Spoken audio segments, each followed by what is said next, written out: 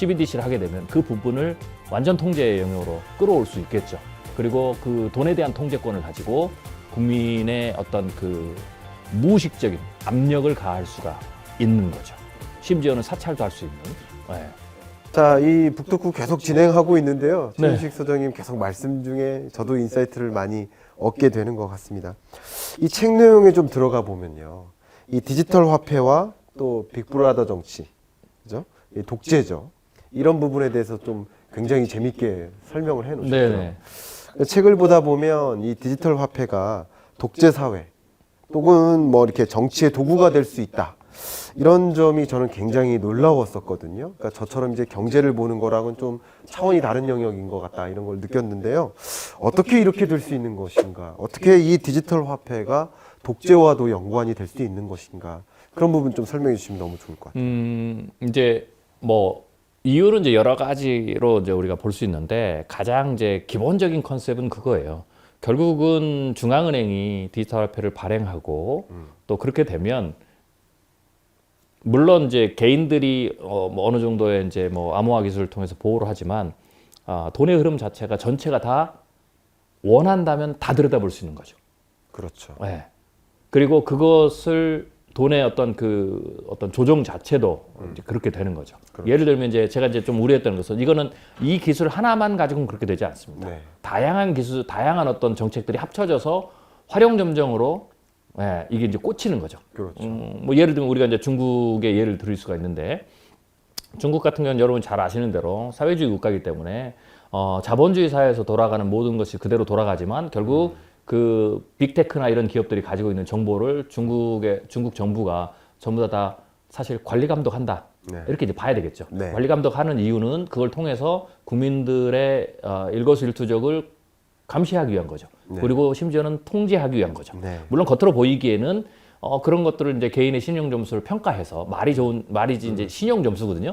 평가해서 좋으면 혜택을 주고 네. 그렇지 않으면 뭐 비행기를 못 타게 한다든지 네. 뭐 여행을 제한한다든지 뭐 이런 갖가지 사실 우리에게는 이해가 안 되는 그런 이제 행동들을 하거든요. 네. 심지어는 부채가 얼마가 있는지. 그래서 뭐 서비스가 그런 서비스도 뭐 나왔었는데 위챗에서 클릭을 하면 내 주위에 뭐 예를 들면은 부채가 있는 사람이라든지 뭐 이런 것들 우리는 전혀 이해가 안 되는데 이제 그렇게 되는 거죠. 그런데 이제 디지털 법정 화폐까지 가게 되면 네. 화폐 그것만이 아니라 규제를 통해서 화폐 통제권을 다 갖는 겁니다. 모든 것의 흐름을 다 이제 이해할 수 있는 거죠. 네. 뭐 아날로그는 물론 지금도 정부가 돈의 흐름을 통제하고 관리하는 건 맞습니다. 그러나 여전히 이 아날로그 화폐 시스템에서는 쉽게 해서 구멍이 많죠. 네, 그럼요. 현철을 보유한다든지 뭐 여러 가지. 예. 그러나 이 디지털 쪽에서는 그 가능성이 현저히 줄어드는 그런 상황이 되겠죠. 그래서 이러한 것들을 개인의 정보와 합친다면 네. 굉장히 강력한, 그러니까 국민의 모든 부분을 통제할 수 있는 마음만 먹으면.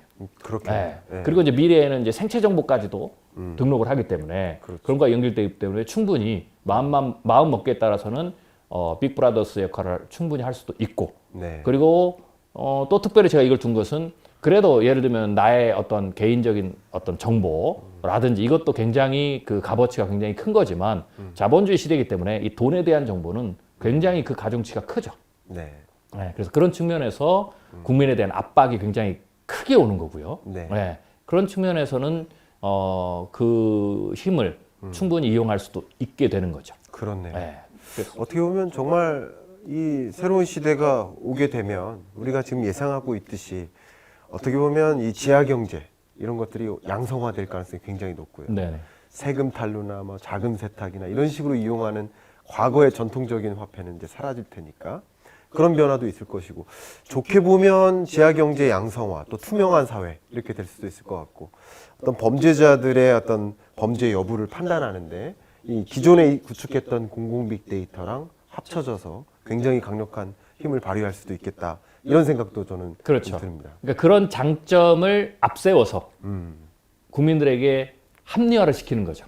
그렇군요. 네. 그런데 이제 이거를 저는 뭐 충분히 기술적으로 그렇다고 보고요. 그래서 사실은 국민들의 감시가 굉장히 중요하다라는 거죠. 우리가 감시를 놓아버리면 이 자체가 일부의 어떤 그 다른 생각을 가지고 있는, 다른 야심을 가지고 있는 정치인이라든지 네. 혹은 권력자가 이것을 사용한다고 하면 네. 이거는 그 파괴력을 우리가 가늠하기 어렵죠.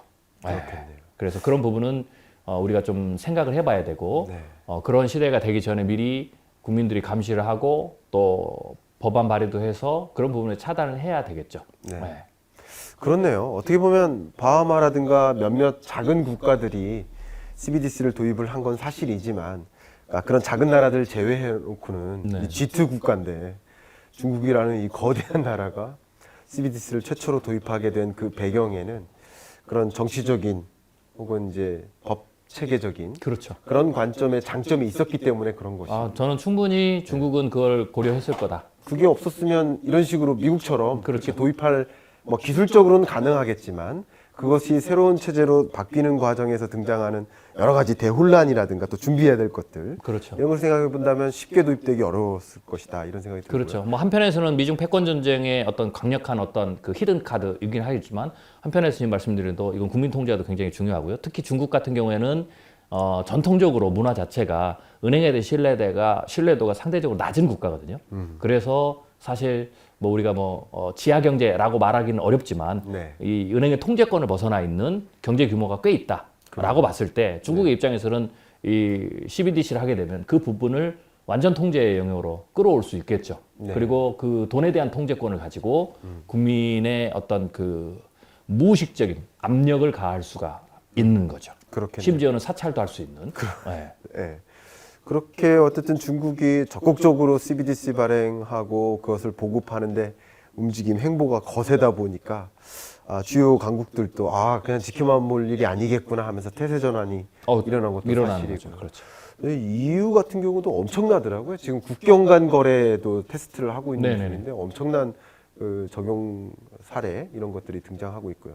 어떻게 보면 기술적으로나 법 체계적으로 정비가 완료되면 시점을 봐서 국민적 합의를 통하겠죠. 물론 그런 나라들은 그것을 통해서 말 그대로 CBDC의 시대가 조만간 펼쳐지지 않을까. 정말 완전히 달라지는 시대. 그렇죠. 완전히 달라진 시대. 이렇게 오지 않을까 생각이 되는데 오늘 한 1시간여 동안 말씀 들어보니까 가장 걱정되는 것 우리의 태세 준비예요. 네. 우리는 뭘 준비할까? 정말 이렇게 거대한 변화가 일어나고 있는데 그러면 이 속에서 나는 무엇을 준비할까? 결국 미래를 예측한다는 것은 준비하기 위함 아니겠습니까? 어쩌면 정해져 있다시피 한 그 미래인 것 같은데요. 그러면 우리 독자 여러분들은 뭘 준비해야 되는지 또 말씀해 주시면 감사하겠습니다. 일단 한 3가지 정도로 제가 이제 축약해서 말씀을 드리면 네. 첫 번째로는 지금 1세대 암호화폐 시기지 않습니까? 제가 이제 책에서 표현한 대로. 그러면 이제 이 암호화폐에 어쩌면 투자 상품으로는 안착을 했기 때문에 거기에 대한 어떤 단기적이고 중기적인 혹은 장기적인 투자 전략을 좀 전체적으로 재점검할 필요가 있다라는 거죠. 예를 들면 이런 겁니다. 현재 이게 제가 말씀드린 암호화폐 발전이 이미 정해진 미래라고 저는 봅니다. 네. 그 규제가 어느 정도 될 것이냐 뭐 이런 것만 차이가 있는 거죠. 네. 결국은 그렇게 가는 거니까요. 이미 중국이 시동을 걸기 때문에 이제 돌이킬 수 없는 강을 건넌 겁니다. 네. 그렇게 봤을 때는 최소한 이건 아니라는 거죠. 예를 들면 내가 비트코인이든 이더리움이든 뭐 이런 대표적인 현재 1세대 암호화폐를 샀는데 이건 내 자녀에게도 물려줄 만한 재산이다. 이 개념은 조금 다시 점검을 해봐야 된다. 왜냐하면 가치와 값어치가 달라질 수 있으니까. 그렇겠네요. 물론 뭐 지금보다 더 올라갈 수도 있지만 올라갈 가능성도 없진 않지만 제가 보는 관점 혹은 이대로 시나리오로 간다면 예, 국가가 개입을 한다면 현재의 어떤 그 가격은 유지하기가 좀 힘들겠죠. 그런 측면에서 한번 점검을 해보셔야 되고요. 그다음에 이제 두 번째로는 그래도 이건 대세의 추세고 모든 영역에 적용이 될 거예요. 굉장히 지금보다 훨씬 더 많은 영역으로 적용이 될 거니까 거기에서 발생할 수 있는 기회들이 있죠. 그렇겠네요. 예, 그 기회들에 대해서 개인이든 혹은 기업이든 제가 보기에는 이제 개인보다는 이제 기업들에게 기회가 굉장히 많을 것 같아요. 그렇겠네요. 그래서 그 부분을 기업들도 그냥 일부에서는 여전히 암호화폐를 이제 뭐 사기, 뭐 그다음에 뭐 굉장히 좋은 뭐 법정화폐를 대체하는 뭐 극단적인 얘기가 있는데 사실은 저는 처음에는 저도 암호화폐는 사기다라는 개념을 가지고 있었어요. 근데 이제 지금 왜냐면 그때 봤을 때는 그들이 얘기하는 이상이 현실과 전혀 맞지 않았거든요. 그런 의미에서 이거는 조금 아니다. 그렇지만 결국은 변천을 우여곡절을 겪지만 투자 시장에 안착을 하고 또 거기에 대한 많은 이제 금융에 뛰어들었기 때문에 이제는 저는 투자 상품 중 하나, 이제 좀 더 정확하게 하면 역사상 가장 변동성이 큰 투자 상품에는 안착을 했다. 이제 라고 이제 얘기하는 수준인 거죠. 예.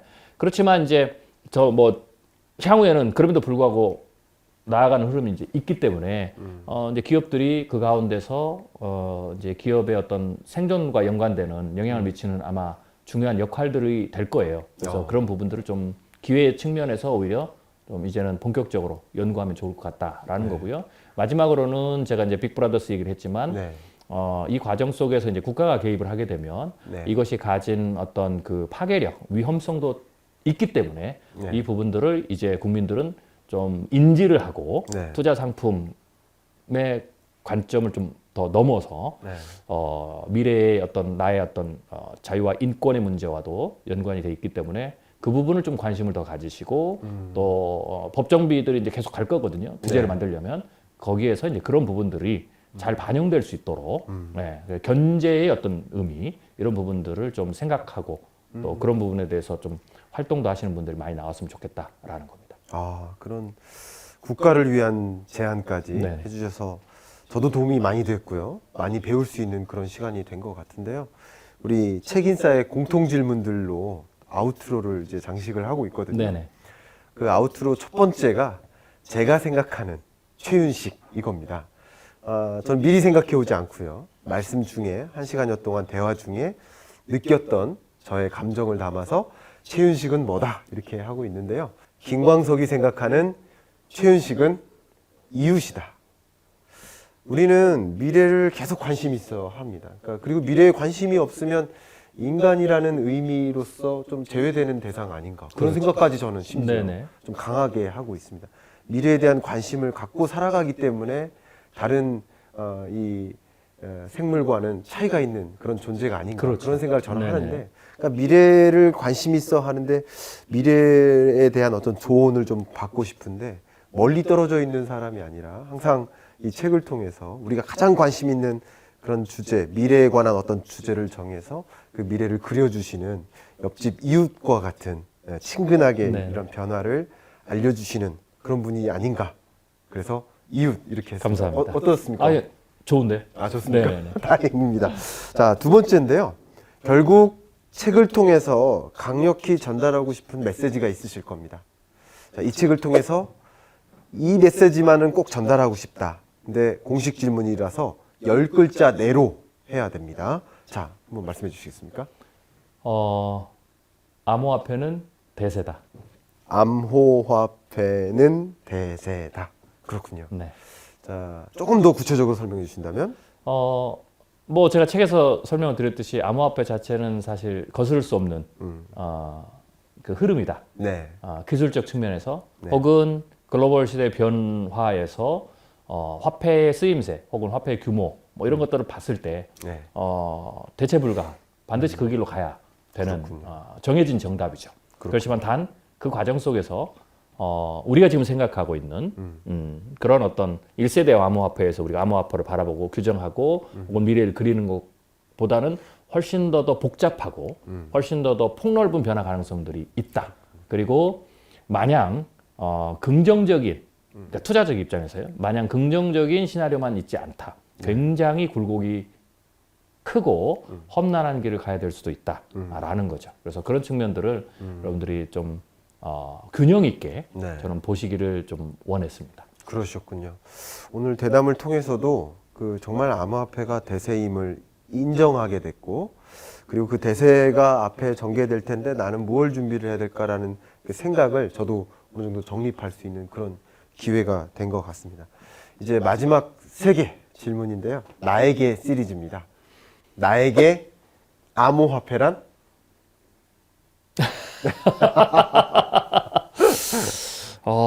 굉장히 중요한 네. 미래 연구 주제다.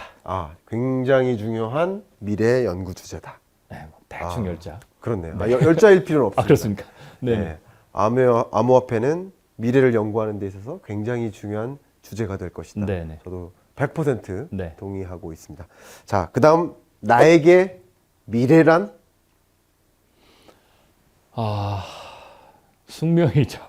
미래란 숙명이다. 네. 왜 그렇게 정의하셨습니까? 아마 평생 미래 연구를 해야 될 것 같으니까요. 그렇네요. 네. 그러면 최윤식 소장님의 숙명, 네. 미래는 나의 숙명. 네. 그렇죠. 정말 미래를 가늠해 보시고 전망해 보시고 그 속에서 전달해야 될 굉장히 중요한 메시지를 우리 대중 여러분들께 그래. 선한 영향력을 발휘해서 네, 네. 지속적으로 전달해 주시길 부탁을 드립니다. 네.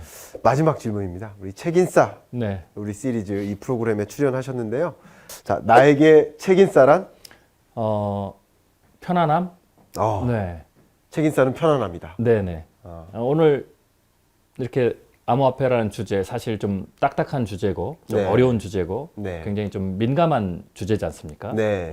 그렇지만 이제 오늘 같이 또 얘기하는 이 과정 속에서 굉장히 좀 편안하게 좀 제 얘기를 이야기할 수 있도록 분위기를 좀 이끌어 주신 것 같아서요. 그래요. 제가 그렇게 평가해 주셔서 감사합니다. 네네. 굉장히 좀 편안한 마음으로 네. 또 혹은 좀 부드러운 마음으로 네. 오늘 방송에 임했던 것 같습니다. 그래서 네.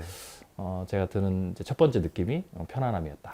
그렇군요. 그럼 저랑 비슷하게 느끼셨네요. 그죠? 네. 저도 이웃이라고 느꼈는데 네네네. 편안한 이웃과 같은 그런 책인싸 이 채널에 출연해 주셔서 대단히 감사하고요. 네. 여기서 인사드리겠습니다. 감사합니다. 감사합니다. 네. 고맙습니다.